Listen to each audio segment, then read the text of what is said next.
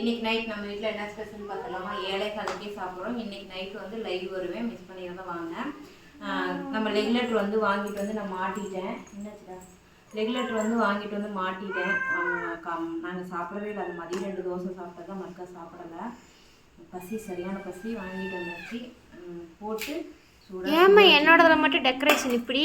அதான் இது 10 மணிக்கு வந்துருச்சு. இந்த பக்கம் பார்த்தீங்கன்னா 100 ரூபாய்க்கு கறி வெட்டிட்டு வந்து, அதாவது காலையிலே ரக்ஷு வந்து பிரியாணி கேட்டோம்.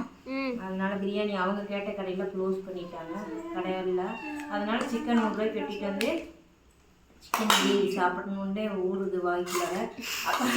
நம்ம 3 பேர்த்துக்கு ஊறுதாலே, அங்கே 3 பேர்த்துக்கு செம்மையா ஊறிட்டு இருக்குது. ஆமாம், நீங்கள் எப்போ பார்த்தாலும் பிஸ்னஸை பற்றி ஏதோ பேசுகிறீங்கன்னு சொன்னீங்க. பட் என்ன தங்கம் பண்ணுறது? இது பார்த்தீங்கன்னா நம்ம சேல் பண்ணுற கறி தொக்குல அந்த மசாலாவில் தான் சிக்கன் பண்ணியிருக்கோம். வறுத்துருக்கு. வேறு எதுவுமே நான் போட கிடையாது. இஞ்சி பூண்டு பேஸ்ட்டு நான் ரெசிபி வீடியோ ஷேர் பண்ணுறேன். ஒரே ஒரு பச்சை மிளகாய் வாசத்துக்கு, அவ்வளோதான். அதை 100 ரூபா, 1/2 கிலோ கறிக்கு வந்து 1.5 ஸ்பூன் நான் வந்து நம்ம மசாலா போட்டேன். இந்த பக்கம் தயிர், இந்த பக்கம் பசுமாட்டு தயிர் உர ஊற்றிக்கு. அங்கே சோறு. எல்லோரும் வாங்க சாப்பிடலாம். இதுக்கு மேலே இருந்தால் வயிறு வந்து வெளியே வந்துடும் பசியில்.